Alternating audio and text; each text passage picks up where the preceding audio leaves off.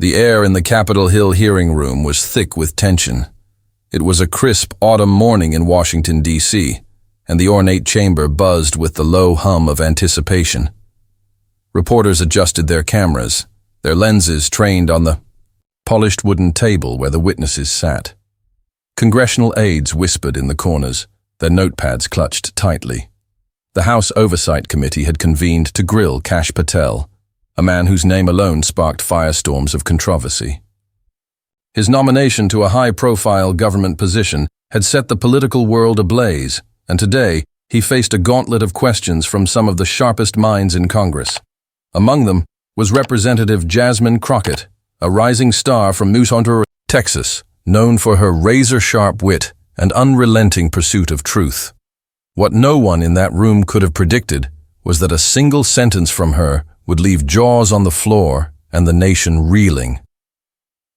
Kash Patel sat at the witness table, his posture rigid, his dark suit impeccable.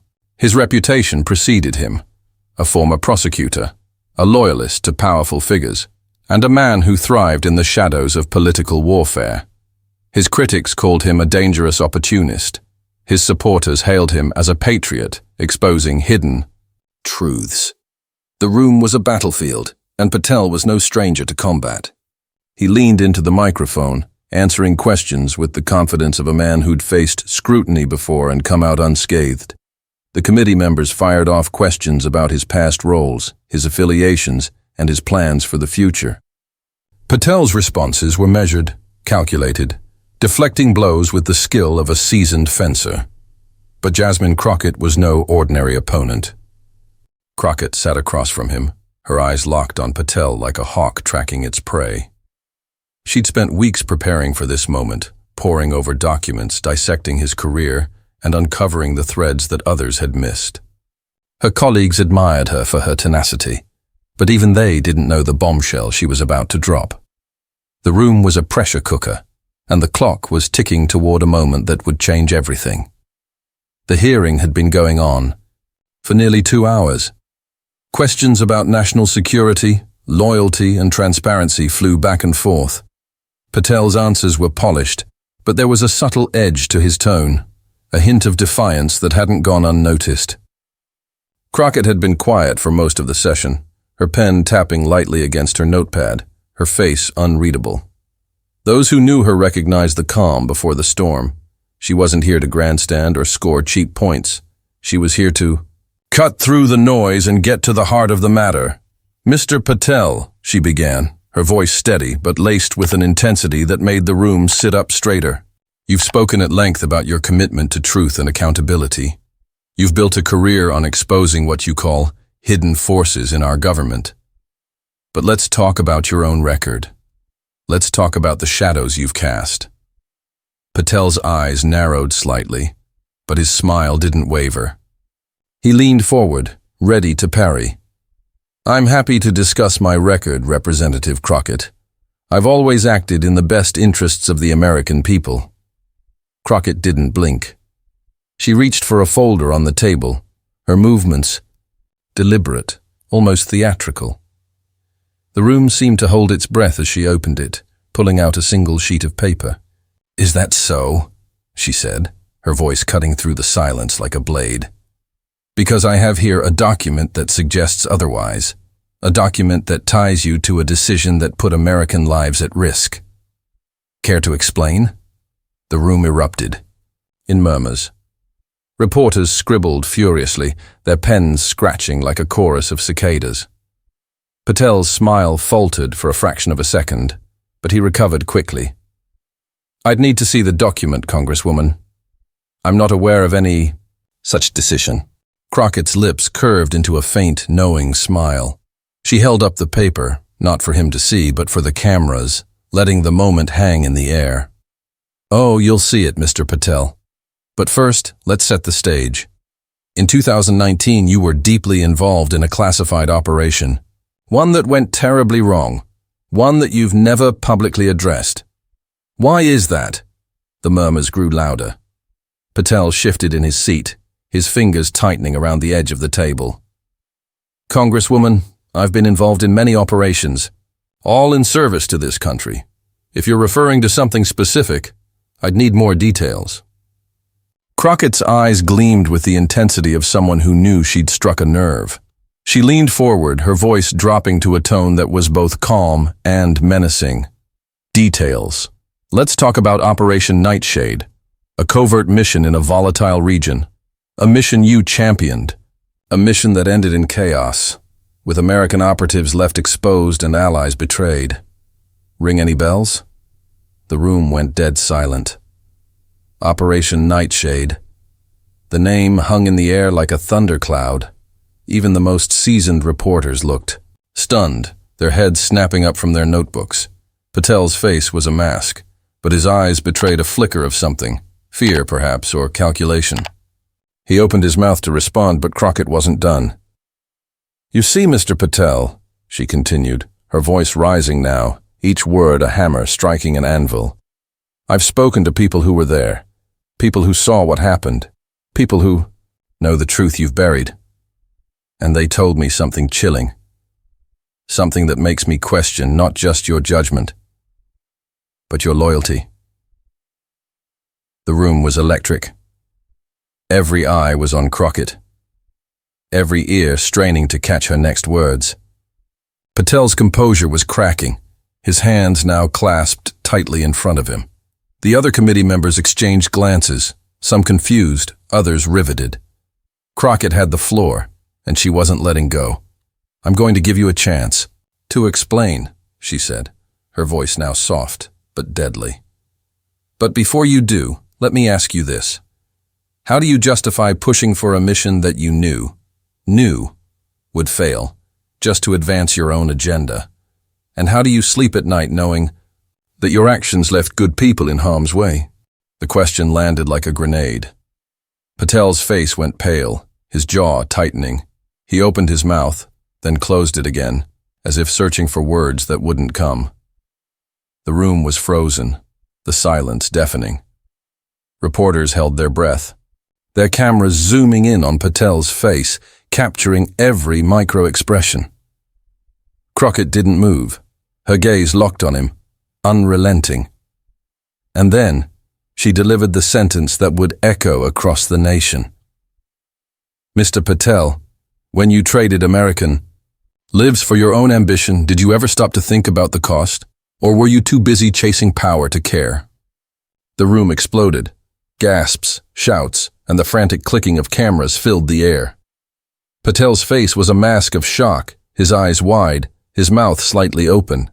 The committee chair banged the gavel, calling for order, but the chaos was unstoppable. Crockett sat back in her chair, her expression calm, almost serene, as if she'd known all along that this moment would come. Patel tried to recover. "Congresswoman, those accusations are baseless," he stammered, his voice lacking its earlier confidence. "I've always acted in the best interests of this country. I demand to see the evidence you're referring to." Crockett didn't flinch. "Oh, you'll see it," she said coolly. "It's all here. Every email, every memo, every decision you thought was buried. The truth has a way of coming to light, Mr. Patel, and today it's shining bright." The hearing spiraled into pandemonium. Reporters rushed out to file their stories, their headlines already forming. Crockett's bombshell rocks Capitol Hill. Congressional aides scrambled to make calls, while committee members demanded to see the documents Crockett had referenced. Patel sat motionless, his face a mixture of defiance and dread. He knew the tide had turned, and there was no going back. In the hours that followed, the nation was gripped by the fallout. News channels replayed Crockett's sentence on a loop, pundits dissecting every word. Who was this fiery congresswoman who'd taken down a political titan with a single question? What was Operation Nightshade, and why had it been kept secret for so long? The public demanded answers, and Crockett's name was on everyone's lips. But Crockett wasn't done. Back in her office, she sat with her team, reviewing the next steps. The documents she'd referenced were real, painstakingly gathered over months of investigation. They painted a damning picture of Patel's actions, and she knew the fight was far from over. She'd struck the first blow, but the war for truth was just beginning. As night fell over Washington, Crockett stood by her office window, looking out at the glowing dome of the Capitol. She thought about the people who'd trusted her to speak for them, the operatives who'd been betrayed, the families who'd never gotten answers. That single sentence had been for them, and she knew, deep in her bones, that it was only the beginning. The nation watched, waited, and wondered. What would Jasmine Crockett do next? And in that moment, one thing was clear. Her voice was a force that could shake the very foundations of power. As the Capitol dome glowed against the night sky, Jasmine Crockett turned away from the window, her mind already racing toward the next battle. The hearing had been a seismic event, but she knew the real fight was just beginning. The documents she'd unveiled were only the tip of the iceberg, a carefully curated glimpse into a web of decisions that Kash Patel had hoped would stay buried. Her office was now a war room, with aides sorting through stacks of evidence, preparing for the inevitable counterattacks. Patel's allies would come for her, and she was ready. The days that followed were a whirlwind. News outlets ran non-stop coverage with Crockett's sentence, "Mr. Patel, when you traded American lives for your own ambition, did you ever stop to think about the cost? Or were you too busy chasing power to care?" Etched into the public's consciousness. It wasn't just a question. It was a rallying cry, a spark that ignited debates in living rooms and boardrooms across the country. Who was telling the truth? What was Operation Nightshade? And how deep did the betrayal go? Crockett didn't bask in the spotlight. She was back at work, meeting with whistleblowers who'd risked everything to share their stories. They spoke of a mission gone wrong, of orders ignored, and of a man who'd pushed for a risky operation to curry favor with powerful figures. The details were chilling. American operatives stranded in a hostile region, allies abandoned, and a cover-up that had silenced the truth for years. Crockett listened to every word, her resolve hardening with each story. She wasn't just fighting for accountability. She was fighting for those who'd been left behind. Patel, meanwhile, was scrambling. In interviews, he dismissed Crockett's claims as political theater, insisting the documents were fabricated. But cracks were forming. In his defense, former colleagues began to distance themselves, and whispers of doubt spread among his supporters. The evidence Crockett had promised was released in a controlled drip, each new document more damning than the last. Emails showing Patel's direct involvement in Operation Nightshade, memos warning of the risks he'd ignored, testimonies from operatives who'd barely escaped with their lives. The nation watched as the myth of Kash Patel unraveled. Back in the Capitol, Crockett faced her own challenges. Some colleagues urged her to back off, warning that she was making powerful enemies. Others rallied behind her, inspired by her courage. The committee scheduled follow-up hearings, and Crockett prepared to present the full scope of her findings. She knew the risks. Her career, her safety, even her reputation could be targeted. But she'd never been one to back down from a fight. Growing up in Texas, she'd learned to stand her ground, to speak truth even when it was dangerous. That fire burned in her now, brighter than ever. The second hearing was even more explosive than the first. The room was packed, the tension palpable. Patel returned, his demeanor colder, more guarded. Crockett didn't waste time. She walked the committee through the evidence, piece by devastating piece. She read from emails where Patel dismissed warnings about the mission's dangers. She quoted operatives who'd described the chaos of that fateful night. And she held up a photograph, a grainy image of a safe house where American lives had been lost, a stark reminder of the cost of ambition.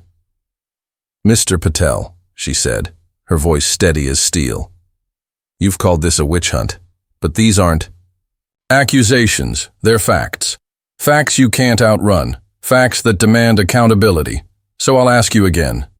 When you made those choices, did you think about the lives at stake, or only about the power you'd gain?" This time, Patel had no answer.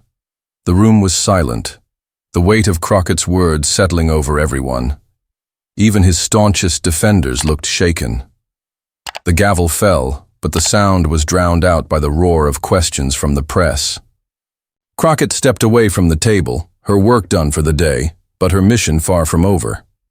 In the weeks that followed, the fallout reshaped the political landscape. Investigations were launched, and Patel's nomination crumbled under the weight of the evidence. Crockett became a household name, a symbol of fearless truth-telling. But she didn't see herself as a hero. To her, this was about justice, about giving a voice to those who'd been silenced. She kept working, kept fighting, knowing that one sentence had changed everything but wasn't enough on its own. As winter settled over Washington, Crockett stood in her office once more, looking out at the city she served. The Capitol dome still glowed, a beacon of hope and struggle. She thought of the people who'd trusted her, the ones who'd shared their pain, and the ones who'd never come home.